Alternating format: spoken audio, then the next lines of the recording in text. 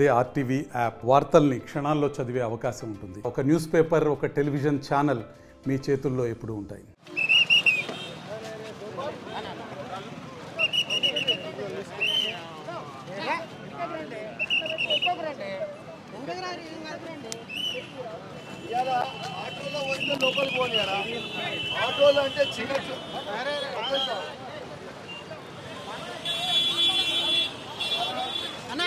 ఆటోలు అంటే ఒక చిన్న చూపు చూస్తా ఉంది ప్రభుత్వం. ఇవాళ నేను ఒక్కటే అడుగుతా ఉన్నాను, ఈ ప్రభుత్వము ఆటోలు వస్తే లోపలికి పంపరా? నా గుండె చలించిపోయింది. ఇవాళ నిన్న నా కరీంనగర్ జిల్లాలో కరుణాకర్ అని ఒక ఆటో డ్రైవర్ ఆత్మహత్య చేసుకోవడం చాలా బాధాకరం. ఇవాళ దాని నిరసనగా ఇవాళ అసెంబ్లీకి నేను ఆటోలో వచ్చిన.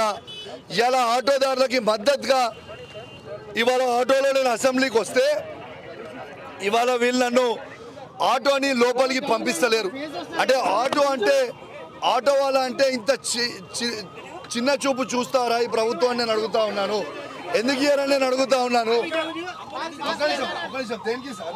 ఏంటి సార్ లోపల పోదాం సార్, లోపల పంపిస్తలేరు, మరి ఏం చేయాలి? ఆటోలో పోతా సరే, ఎందుకు అలవలేదు సార్? నేను పాస్ తీసుకుంటా, నేను పాస్ తీసుకుంటా. నీకు పాస్ లేదు కదా, నేను పాస్ తీసుకుంటా. సార్ నేను పాస్ తీసుకుంటా సార్, సార్ నేను పాస్ తీసుకుంటా సార్, సార్ నేను పాస్ తీసుకుంటా సార్, నేను పాస్ తీసుకుంటాను. అది సార్ ఇప్పుడు ఒక్కడి సార్ నేను చెప్పేది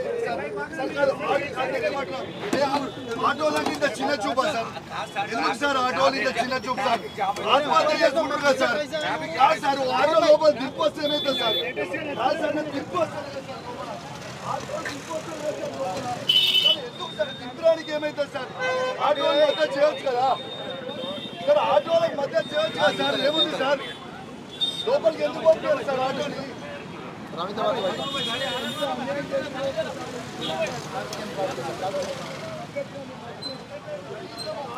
లోపల కూడా పంపిస్తలేరు. ఈ ప్రభుత్వము ఆటోలకు చేస్తున్న అన్యాయం దయచేసి మీ అందరూ కూడా గమనించాలని విజ్ఞప్తి చేస్తా ఉన్నాను. ట్రాన్స్పోర్ట్ మినిస్టర్ గారు ఉన్న జిల్లాలో ఇలా ఆత్మహత్యలు జరుగుతుంటే ట్రాన్స్పోర్ట్ మినిస్టర్ గారు కనీసం స్పందించకపోవడం చాలా బాధాకరమైన సందర్భంగా తెలియజేస్తా ఉన్నారు. బుర్రా కరుణాకర్ అని ఆటో డ్రైవర్ బాధాకరం. ఇలా నా హృదయం కదిలిచ్చింది. ఎందుకంటే మా కరీంనగర్ జిల్లా నుంచి ఒక ఆటో ఇవాళ వాళ్ళకి మద్దతుగా ఇవాళ అసెంబ్లీకి ఇవాళ బడ్జెట్ సెషన్కి నేను ఆటోలో ఇవాళ వాళ్ళకి మద్దతుగా రావడం జరిగింది. ఇవాళ నేను ఒకటే కోరుతా ఉన్నా, ఈ ప్రభుత్వం ఎందుకు ఆటో డ్రైవర్లని ఆదుకుంటలేదని నేను అడుగుతా ఉన్నాను.